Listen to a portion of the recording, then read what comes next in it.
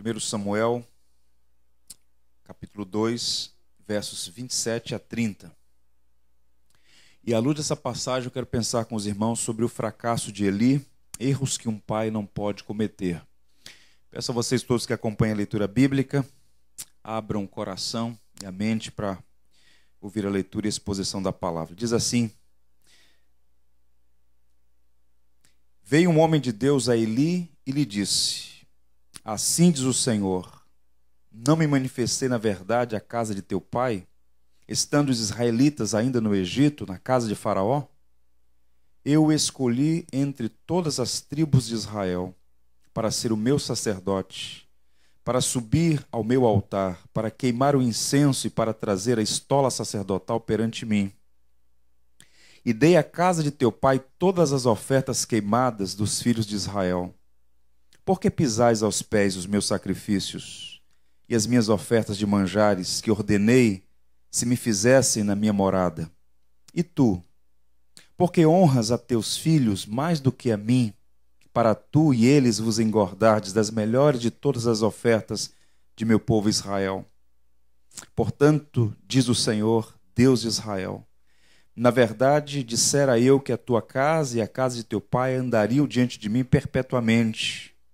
Porém agora, diz o Senhor, longe de mim tal coisa, porque aos que me honram, honrarei.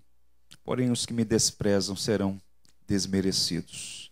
Senhor, que o teu Santo Espírito, que é guia e mestre da igreja, ilumine as nossas mentes e corações para compreender a tua palavra. Nós rogamos para que os teus propósitos se realizem em nossas vidas nesta manhã e saiamos daqui encorajados a obedecer a tua palavra. Abençoa de uma maneira muito especial a todos os pais, que eles sejam encorajados, exortados por tua palavra, a fim de fazerem sempre aquilo que é agradável a ti. Te louvamos por todos aqueles que voluntariamente e em sinal de obediência fizeram suas ofertas nessa manhã. Que o Senhor a todos abençoe com sua bondade, graça e generosidade. Oramos em nome de Jesus Cristo, nosso Salvador. Amém. Meus irmãos, a paternidade é um dom de Deus. Ouçam, dom, presente, dádiva de Deus. O Criador, que é o autor da vida, concede aos homens o privilégio de ser pai. É um privilégio.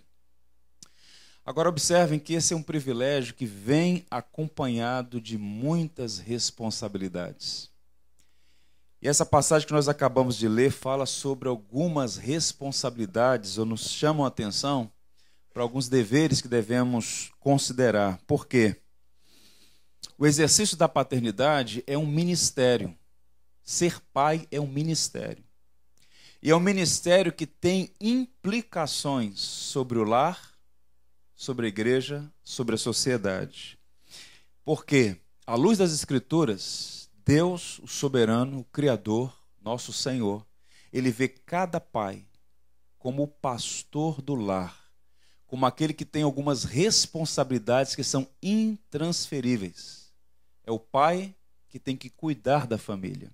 E cuidar da família envolve prover as necessidades básicas, colocar o pão à mesa, por exemplo, mas também, e sobretudo, prover as necessidades espirituais da família.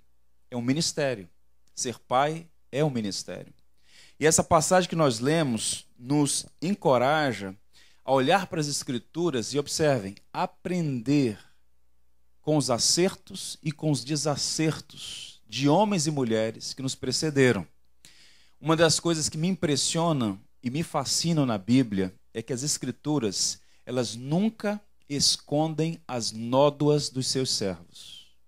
Nós temos na Bíblia homens e mulheres que nos inspiram pelos bons exemplos, mas também nós temos nas Escrituras homens e mulheres que foram ali colocados, cuja vida, ou pelo menos notas biográficas, foram registradas, para que sirvam para nós como uma espécie de sinal de alerta, como balizas sobre alguns cuidados que nós devemos tomar. Na manhã de hoje, segundo domingo de agosto, quando celebramos o Dia dos Pais, e é um momento de celebração, eu também julgo oportuno que nós possamos juntos como igreja, como famílias aqui reunidas, pensar sobre alguns erros que os pais não podem cometer. E o que está em jogo aqui não é a felicidade imediata de uma família. O que está em jogo aqui é a igreja, o que está em jogo aqui é o bem comum, é a sociedade. Porque se uma família não vai bem, as igrejas não podem irem bem, e também, de igual modo, a sociedade.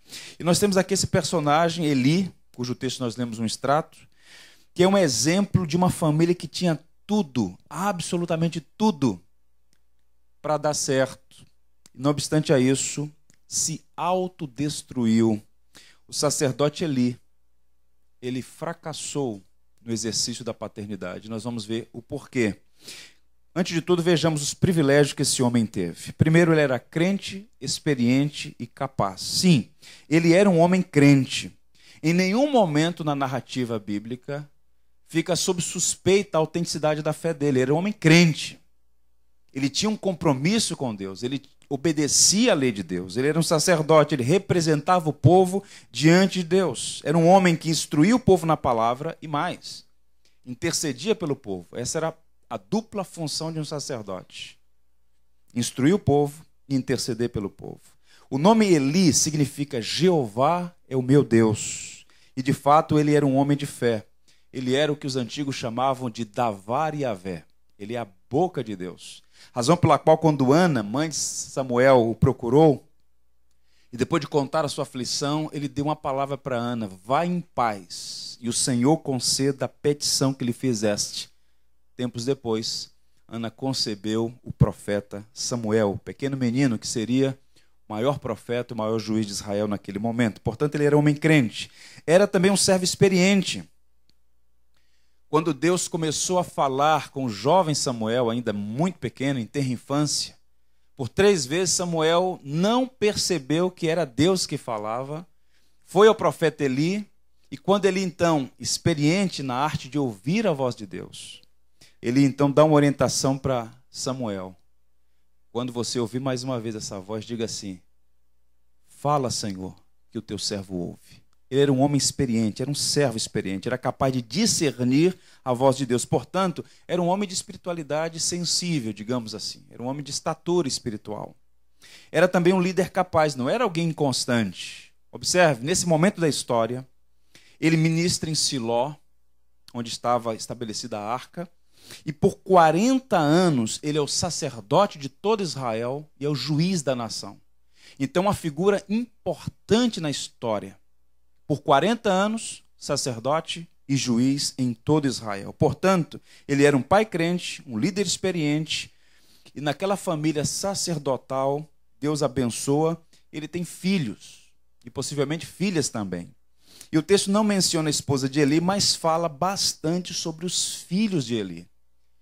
E o que é dito sobre os seus filhos não é bom, não é agradável, razão pela qual ele entra para a história como uma espécie de modelo oposto daquilo que nós podemos imitar. E aqui nós vamos então observar na narrativa do capítulo 2, do texto que lemos, alguns pecados dos filhos de Eli, só para montar uma espécie de retrato 3x4 de como aquela família, que tinha tudo para ser uma família referencial e por alguns motivos acabou se autodestruindo. Vejamos então os pecados dos filhos de Eli. Primeiro, eles eram sacerdotes, mas absolutamente profanos. O verso 12 diz assim: eram porém, olha a adversativa, eram porém, em contraste com Samuel, os filhos de Eli, filhos de Belial, e não se importavam com o Senhor. Essa expressão filhos de Belial, ela era empregada basicamente para aqueles que tinham uma impiedade profunda. Todos os homens têm algum grau de impiedade. Mas a expressão filhos de Eli era empregada para aqueles que viviam abertamente na contramão da vontade de Deus, que desobedeciam a Deus publicamente. E aqueles rapazes eram incrédulos, rebeldes, blasfemos. E observem, eram profissionais, sacerdotes profissionais, mas não se importavam com o Senhor. A expressão "e não se importavam com o Senhor" tem relação com o verbo conhecer. Eles estavam envolvidos com as coisas sagradas, eram sacerdotes, tinham uma linhagem sacerdotal. O pai era um principal sacerdote da nação. Mas o texto diz na narrativa que eles não se importavam com o Senhor. Conviviam com o sagrado, mas não tinham nenhum respeito por Deus, nenhuma afeição pelo Deus de Israel, nem pela lei, nem pelo povo. Em outras palavras, cresceram na igreja, mas não conheciam a Deus. Eles lideravam e ensinavam o povo, mas eram ímpios.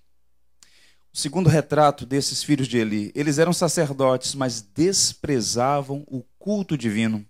O verso 17 diz: era, pois, muito grande o pecado destes moços perante o Senhor, porquanto eles desprezavam a oferta do Senhor. Tudo em Israel, absolutamente tudo, em particular no que tange a vida cultica de Israel, estava prescrito na lei. O Deus Criador também é legislador, e ele estabeleceu os modos pelos quais ele deve ser adorado. E os sacerdotes sabiam como Deus exigia, está na lei. E o texto vai dizer que eles não respeitavam, porque eles desprezavam a oferta do Senhor. Em outras palavras, eles faziam do sacerdócio apenas um meio para prover as suas necessidades, para satisfazer os seus apetites, não davam honra ao nome do Senhor. Eram apenas rituais. Uma prática religiosa sem nenhum senso de maravilha, sem nenhum temor a Deus. E a expressão que é usada aí, eles desprezavam a oferta ao Senhor. Um quadro triste. E prossegue. Eles eram sacerdotes, mas viviam escandalosamente na imoralidade. O verso 22 diz: era, porém, Eli já muito velho, e ouvia tudo quanto seus filhos faziam a todo Israel, e de como se deitavam com as mulheres que serviam à porta da tenda da congregação. Aqueles chegam ao fundo do poço da perversidade, da impiedade, adquiriram uma má fama e nem trataram de ocultá-la. Observem, eles pecavam contra as pessoas de quem deviam cuidar. Eram assim que procediam aqueles sacerdotes. Eram homens casados, mas viviam uma vida inadequada, imprópria, imoral. Eles não respeitavam a Deus, nem seus cônjuges, nem a palavra de Deus, nem o sacerdócio, do qual tinham o privilégio de poder participar. E para fechar esse quadro tenebroso, eles eram sacerdotes, mas faziam o povo tropeçar. O verso 24 diz: não, filhos meus, porque não é boa a fama esta que ouço. Estás fazendo transgredir o povo do Senhor. Ou seja, por serem líderes, eles não eram neutros. Por quê? Os pecados dos mestres são os mestres do pecado. Todo pecado é grave, mas o pecado de um líder é mais grave ainda, porque leva as demais pessoas que estão debaixo de sua liderança a pecar.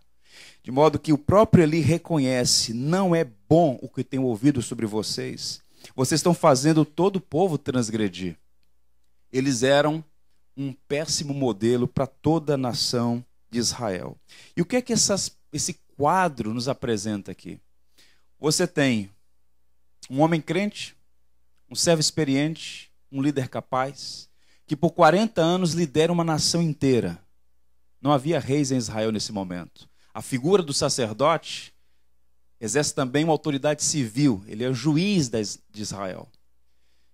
Ele tem filhos que também estão envolvidos na vida de Israel, na liderança da nação. Mas os seus filhos, e os filhos aqui no plural, não sabemos os pormenores, mas pelo menos 2 deles viviam nesse quadro que o próprio narrativo do capítulo 2 nos apresenta.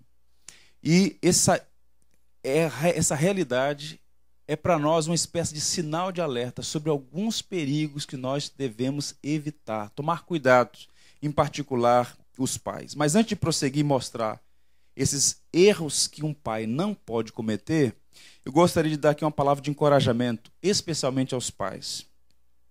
Muitos pais precisam ser libertos, ouçam, muitos pais precisam ser libertos da tirania da culpa e do medo do fracasso. Por quê? Há um princípio que eu quero que você guarde na sua mente, no seu coração, e o princípio é este: o sucesso na educação dos filhos é medido por aquilo que os pais fazem, não por aquilo que o filho faz. Em outras palavras, é muito curioso notar crianças que são criadas na ambiência da igreja, criadas com afeto, com amor, com instrução, boa teologia, grandes oportunidades, favorecidas pela providência, têm pais maravilhosos. E a despeito de tudo ser a favor, indivíduos que são moralmente responsáveis por suas decisões e escolhas, fazem escolhas erradas e sofrem as consequências. Então, ser um bom pai não significa necessariamente que seus filhos serão também boas pessoas.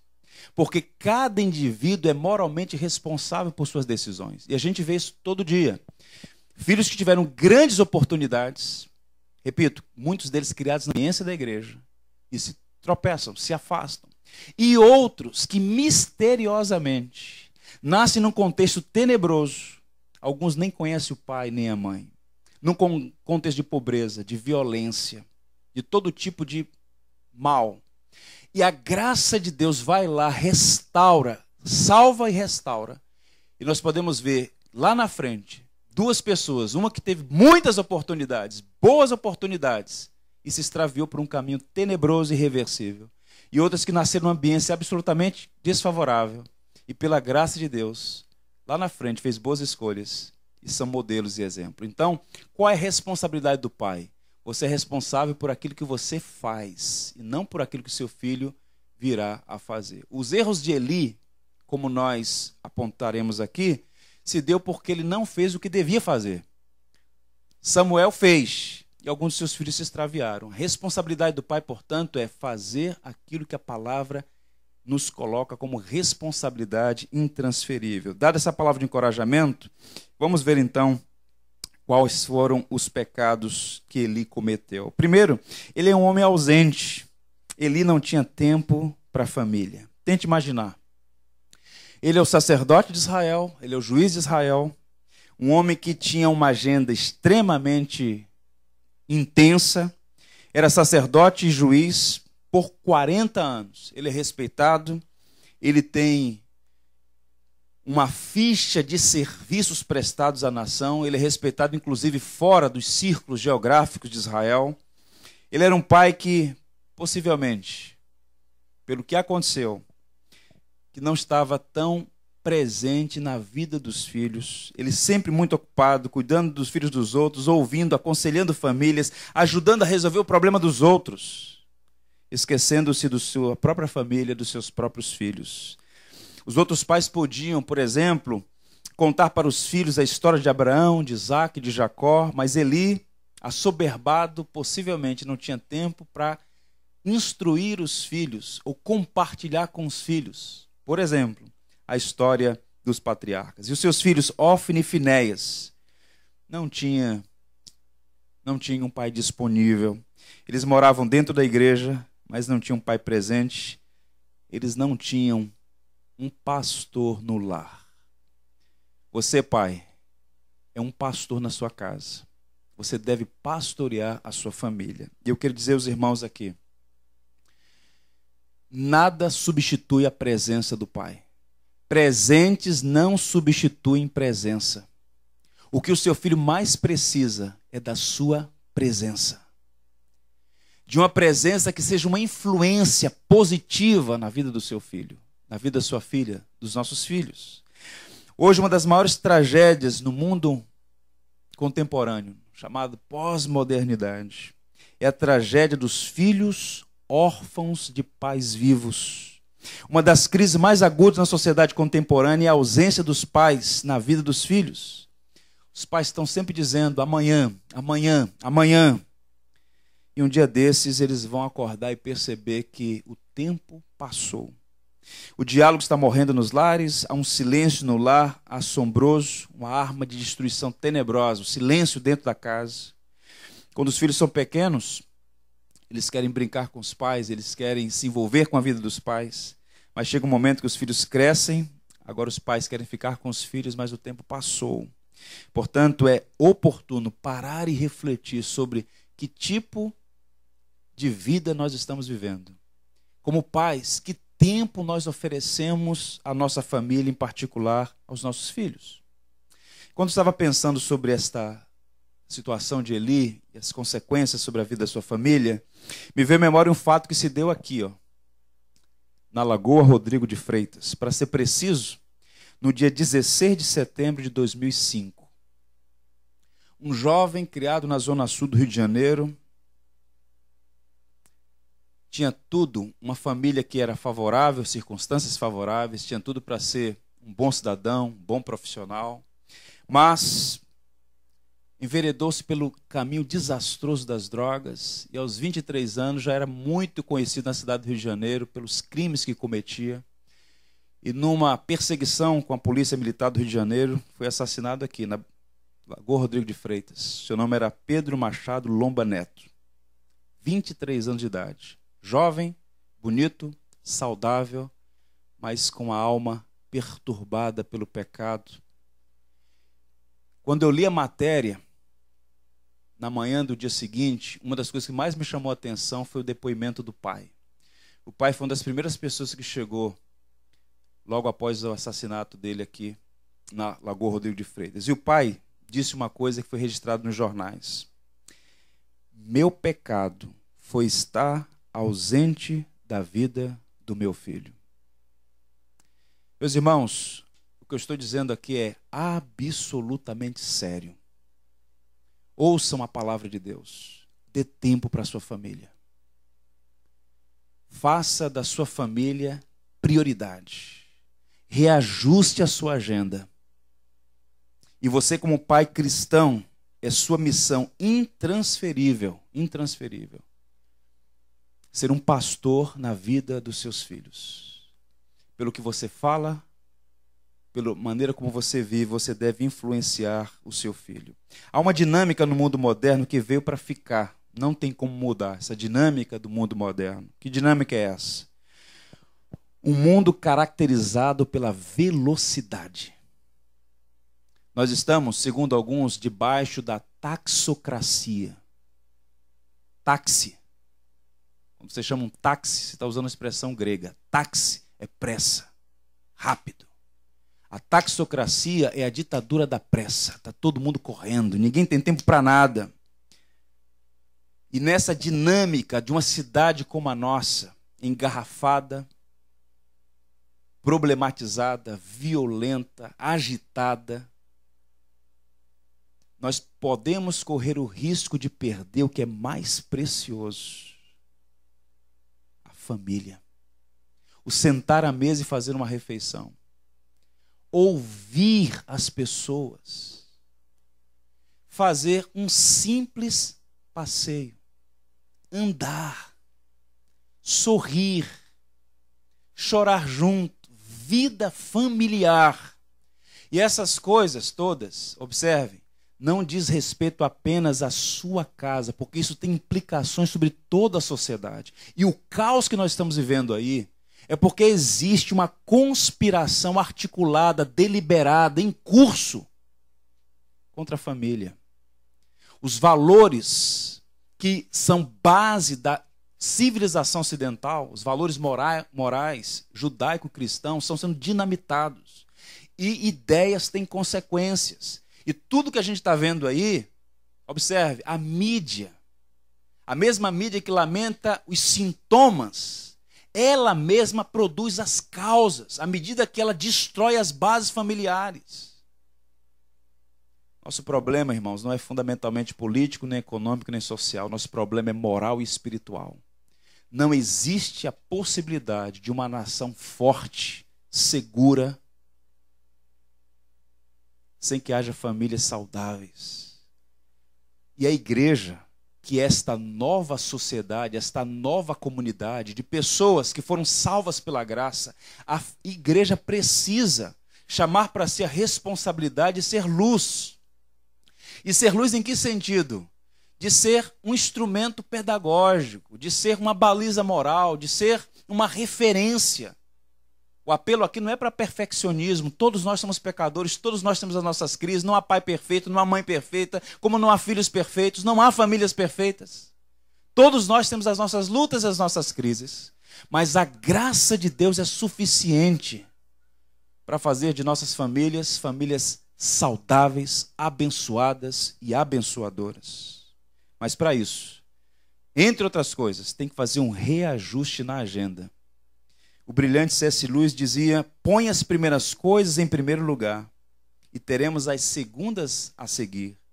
Põe as segundas coisas em primeiro lugar e perderemos ambas. Então, o que é de maior importância deve ocupar o primeiro lugar.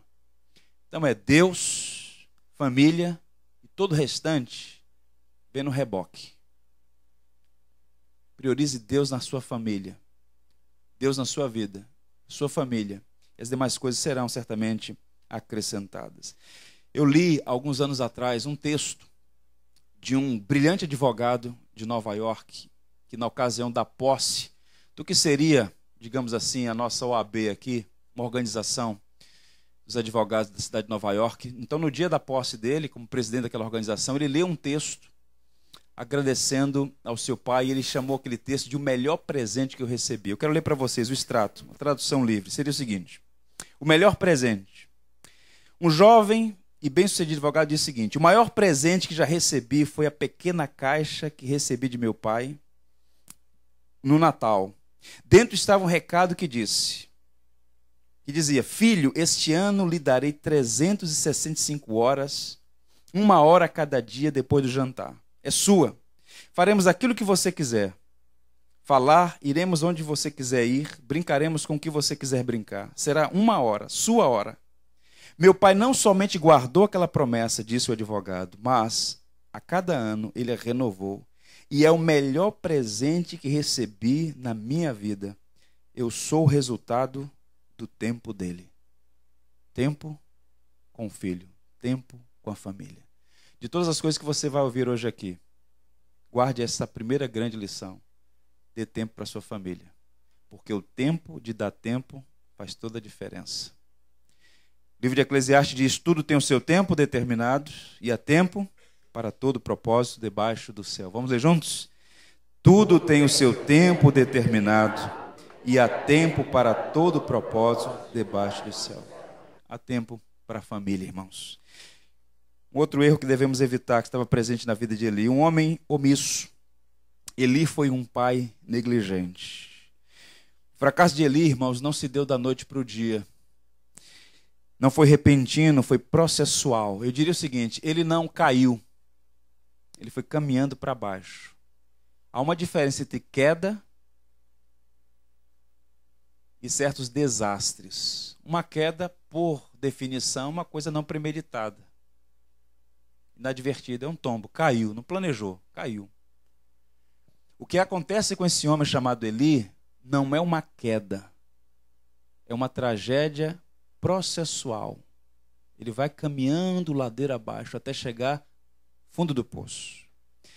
Sempre que um servo ou uma serva de Deus caminha na contramão da vontade de Deus, o Senhor graciosamente, vejam como Deus é bom, Deus graciosamente adverte, disciplina, chama ao arrependimento. Cuidado, abre os seus olhos. Antes de avançar, é preciso dizer que nós temos uma dificuldade inerente com a advertência. Via de regra, nós temos um certo bloqueio com a advertência.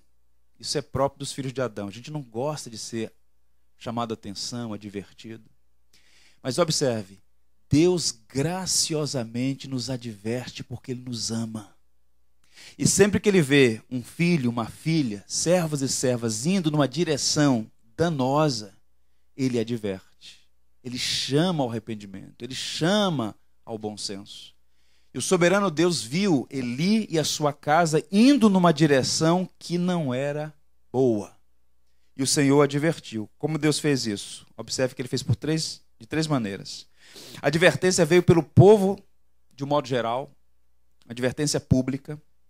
Era do conhecimento popular das pessoas o modo como Eli era omisso em relação aos pecados dos filhos. Tanto é que o texto diz assim: era, porém, Eli já muito velho e ouvia tudo quanto os seus filhos faziam a todo Israel e de como se deitavam com as mulheres que serviam à porta da tenda da congregação. E o verso 24 diz: e disse-lhes: por que fazeis tais coisas? Pois de todo este povo ouço constantemente falar do vosso mau procedimento. Não, filhos meus, porque essa boa fama, não é boa fama que esta que ouço, está se fazendo transgredir o povo do Senhor. O que é que o próprio Eli está reconhecendo aqui? Ele está dizendo, olha, eu tenho ouvido constantemente do povo queixas a respeito de vocês. E não é bom o que vocês estão fazendo. E o que eu tenho ouvido não é agradável. Mas observe o que ele faz. Ele faz uma advertência, mas é uma advertência frouxa. Ele exorta, mas não disciplina. Ele chama atenção, mas não afasta os filhos do sacerdócio. Ele está sendo omisso, ele está sendo negligente. Ele exorta com palavras, mas não é enérgico. Ele não faz isso com ações. Meus irmãos, criar filhos é uma das tarefas mais difíceis que alguém pode fazer. É uma grande dádiva ser pai, ser mãe, e esta bênção, este privilégio, vem acompanhado de responsabilidades. E quando os pais estão no exercício da criação dos filhos, por vezes a providência usa meios para nos advertir, os irmãos, amigos, familiares, para mostrar talvez algo que não enxerguemos no primeiro momento, mas quem está de fora tem uma leitura mais adequada. E a gente tem duas opções: ouvir e ponderar, ou fechar o coração, ou então dar um paliativo para um problema que surge, e isso tem sérias implicações. É necessário mais do que apenas uma correção verbal, uma repreensão verbal. É preciso muitas vezes uma ação mais enérgica, mais corretiva, mais disciplinadora, para que os filhos no futuro possam agradecer aos pais aquela correção que foi feita lá atrás. Ele ouviu o povo, mas também ouviu um profeta, cujo nome não aparece, um profeta anônimo. O profeta procurou Eli e disse assim: e tu, por que honras a teus filhos mais do que a mim? Para tu e eles vos engordardes das melhores de todas as ofertas do meu povo. E o texto diz assim lá na frente: aqueles que me honram, eu honrarei. Um profeta é levantado para falar com Eli: você está cometendo um erro básico. Você está honrando mais os seus filhos do que a mim. Se você de fato amasse os seus filhos de modo sábio e seguro, você iria então discipliná-los, porque não há coisa mais danosa para a vida de uma criança, para a vida de uma pessoa de um modo geral, do que estar na contramão da vontade de Deus, fazendo aquilo que não é agradável a Deus. E o profeta então o repreende. Quantas vezes os pais têm aquela tendência, aquela inclinação para proteger os filhos quando os filhos estão errados? Isso é perigoso. Não devemos fazer assim. Há um pastor batista no Alabama chamado Voddie Baucham Jr.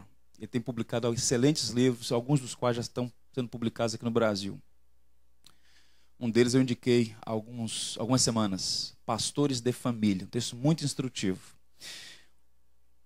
Ele diz assim: Eli serve de advertência perpétua aos pais negligentes, que não se envolvem nem se comprometem. O pecado dele era mais caracterizado pela omissão. Ouçam, os riscos são altos demais para a passividade na liderança no lar. Quando nós usamos a expressão cabeça da casa, líder, pastor, tem muita gente que é reticente ou tem muitas reservas com a figura de liderança, de autoridade. Isso é própria dessa revolução cultural na qual estamos inseridos. Olhar para toda autoridade como sendo uma tirania, para toda instituição como sendo abusiva. Isso é um erro. A figura do homem como cabeça, a figura do pai como líder do lar, por exemplo, não é para que esse indivíduo seja ou cometa abusos no exercício da sua liderança, mas é para proteção. Ele não pode fugir às responsabilidades que lhe foram delegadas por Deus. E Eli tinha uma responsabilidade, uma autoridade que ele deveria exercer. E uma vez repreendido pelo povo, uma vez repreendido pelo profeta, cujo nome não sabemos, ele faz lá uma meia-culpa, dá uma palavra aos filhos, e os filhos continuam na mesma direção. E o final não seria bom, nunca é bom. E por fim ele recebe uma terceira advertência, é o próprio Deus, que agora usa o jovem Samuel. Nos versos 11 e 12, o texto diz: Disse o Senhor a Samuel: Eis que vou fazer uma coisa em Israel, a qual todo o que ouvir lhe tinarão ambos os ouvidos. Naquele dia suscitarei contra Eli tudo quanto tenho falado com respeito à sua casa. Começarei e o cumprirei. Por quê? Porque já lhe disse que julgarei a sua casa para sempre pela iniquidade que ele bem conhecia, porque seus filhos se fizeram execráveis, e ele não os repreendeu. A omissão custou caro àquele homem chamado Eli, sacerdote e juiz em Israel. Ele foi débil, faltou autoridade, faltou pulso, faltou firmeza. Pais precisam ser firmes, manter a ternura, serem amáveis, gentis. Tem que ter esse elemento da afabilidade, sim, mas tem que ser firmeza. Porque o que está em jogo não é felicidade imediata, mas o bem de toda a família, a médio e longo prazo, e as gerações futuras também. Um autor chamado Alexander McLaren, que foi o primeiro pastor a pregar na Aliança Batista, um notável pregador, disse assim: com Eli se pode aprender quão cruel é a negligência paterna, e quanto prejuízo se pode fazer mediante o descuido da obrigação óbvia de repreender os filhos. Ou seja, ele não podia ter sido omisso diante daquela situação, deveria ser mais firme. Ontem à noite eu falei num grupo de homens, só para homens, um grupo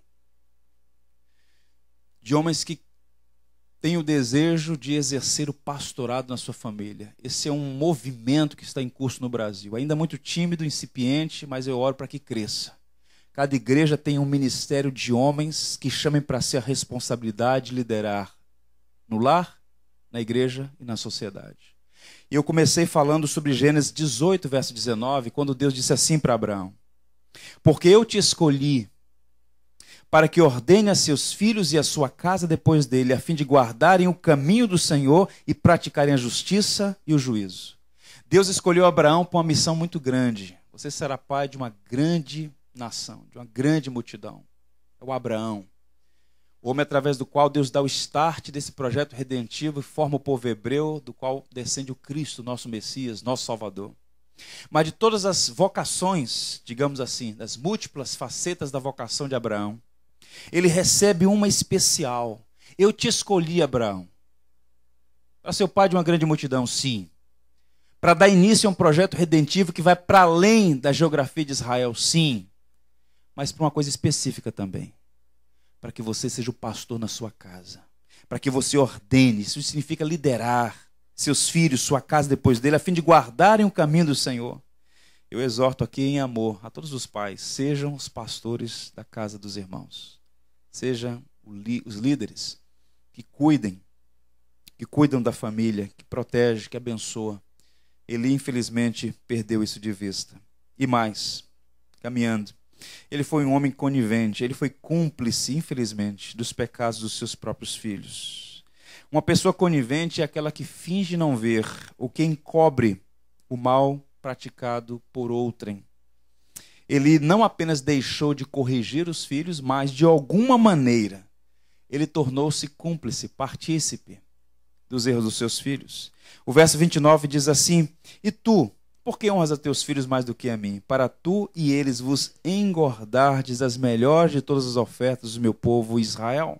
A expressão que é usada aqui pelo profeta diz respeito ao fato de que os filhos, como sacerdotes e o próprio Eli, de acordo com a lei, eles tinham uma porção daquelas ofertas.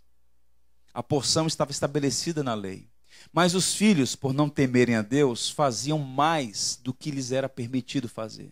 Em outras palavras, eles furtavam aquilo que não pertencia a eles.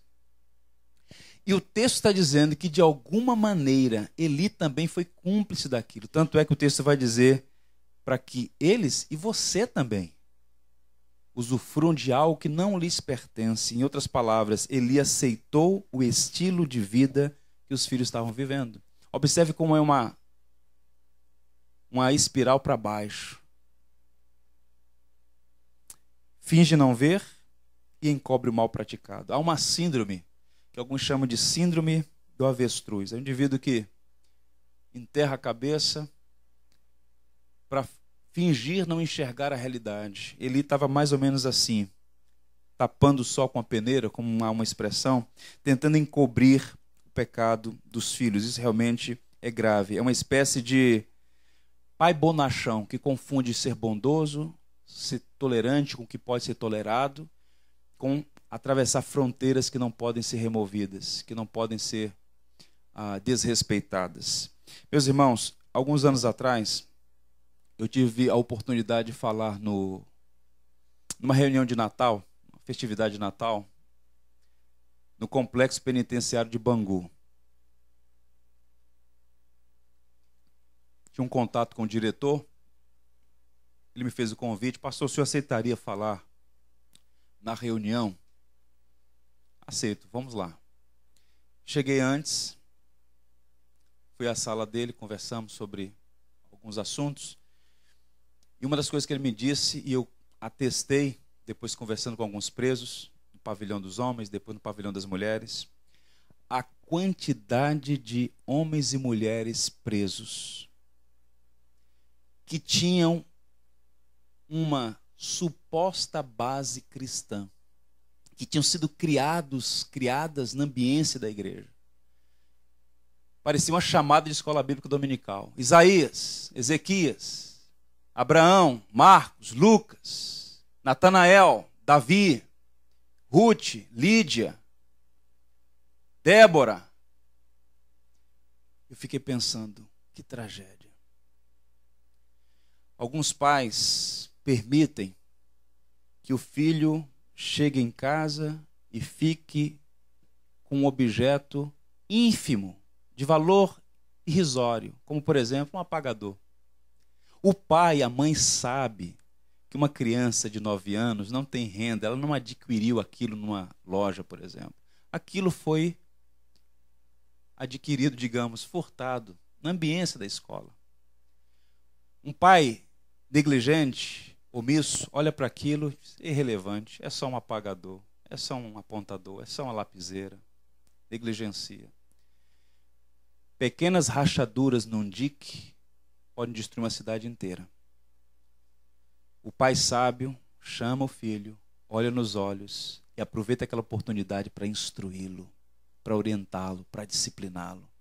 Boa parte daquelas pessoas que lá estão, não é? Que muitas vezes tiveram muitas oportunidades no contexto de igrejas cristãs, talvez, nem todos, mas talvez algumas delas tiveram pais e mães omissos e negligentes, que não souberam corrigir no momento oportuno. E aquele que furta hoje um apagador, amanhã comete um delito maior, uma fraude maior, e às vezes se envolve em assuntos, em crimes tenebrosos. Portanto, observe então para seguir para as aplicações finais. Pecando contra o próximo, Deus será o árbitro. Pecando, porém, contra o Senhor, quem intercederá por eles? Quem intercederá por eles? Ou seja, algumas coisas precisam ser postas para nós aqui, irmãos. É sempre perigoso desobedecer a Deus. Não porque Deus seja um carrasco, um tirano. É porque a lei do Senhor é perfeita e as leis de Deus foram dadas não para cessear a nossa liberdade, mas para nos proteger. Para nos proteger. Há um autor chamado James Dobson. Ele é um dos autores que melhor escrevem sobre família. Ele é americano, norte-americano. Ele tem excelentes livros. Um autor muito conhecido tanto nos Estados Unidos quanto em outras partes do mundo. Escreveu vários livros. Em sua autobiografia, muito recentemente publicada, ele já está em avançada idade, mas ainda exerce lá sua influência e seu ministério nos Estados Unidos. Ele escreveu na sua autobiografia uma coisa muito interessante.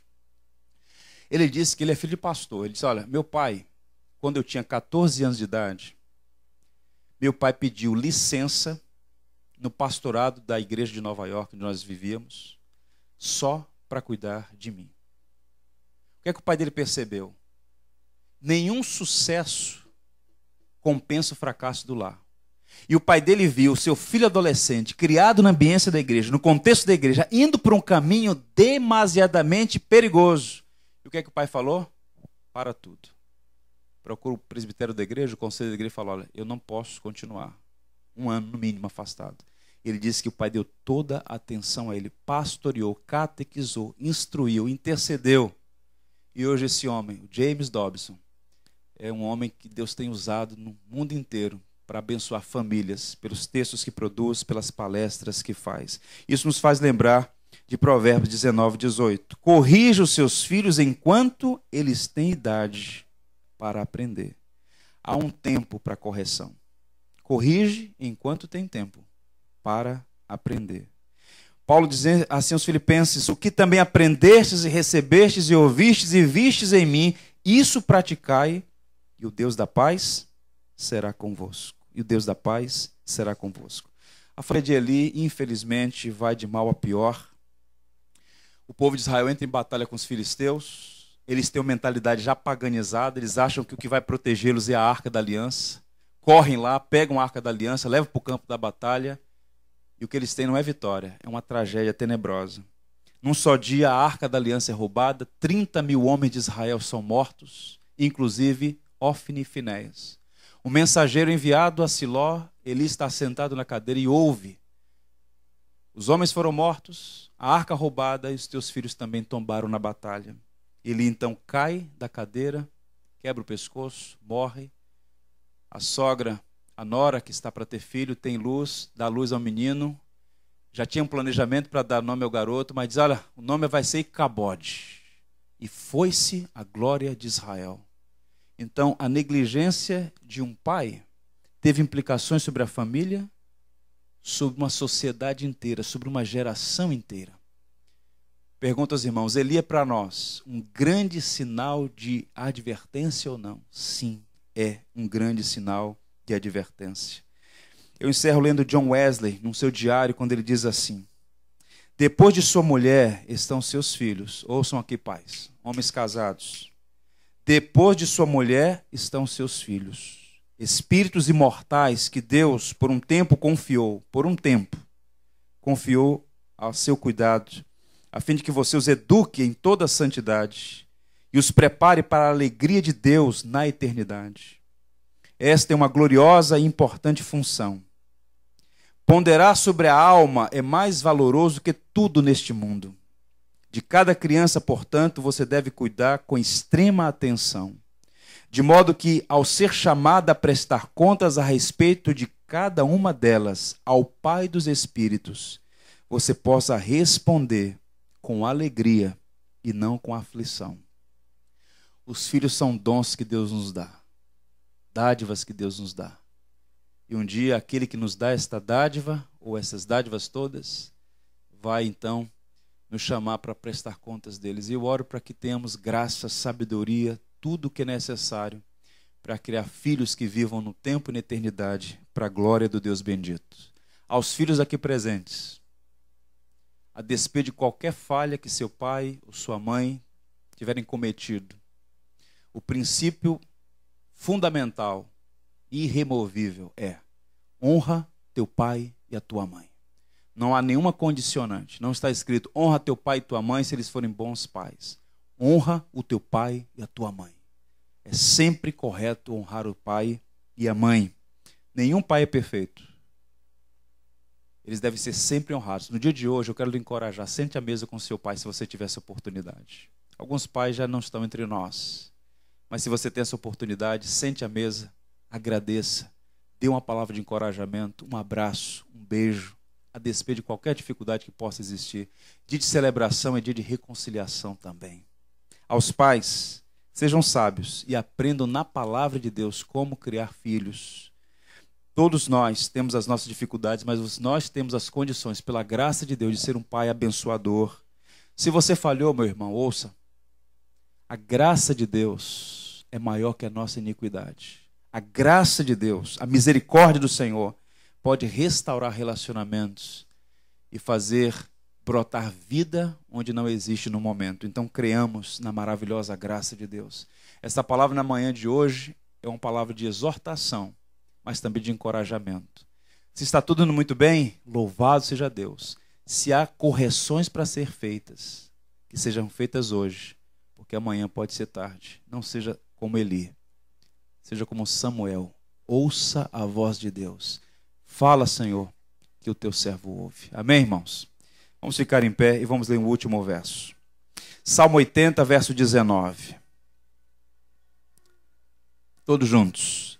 Restaura-nos, ó Senhor, Deus dos exércitos, faze resplandecer o teu rosto e seremos salvos. Vamos orar.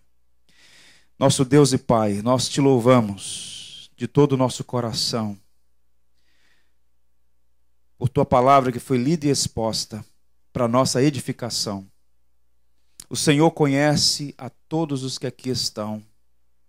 Tu sabes das necessidades de cada família. E eu peço a Ti, meu Senhor, que cada homem aqui presente chame para si a responsabilidade de ser um pastor na sua casa, de abençoar a sua família, dando-lhes o tempo, o melhor do seu tempo, sendo fiel no exercício da paternidade, cuidando bem da esposa e dos filhos, sendo uma bênção para a sua família. Deus, o Senhor sabe das lutas pelas quais as famílias têm passado.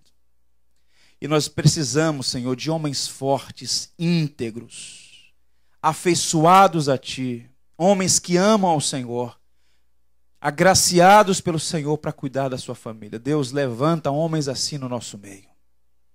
Estende as Tuas mãos sobre as famílias aqui representadas, Senhor. Restaura aquelas que por algum motivo estão fragmentadas, adoecidas. Que neste dia de celebração haja reconciliação, arrependimento, quebrantamento, mudança de vida.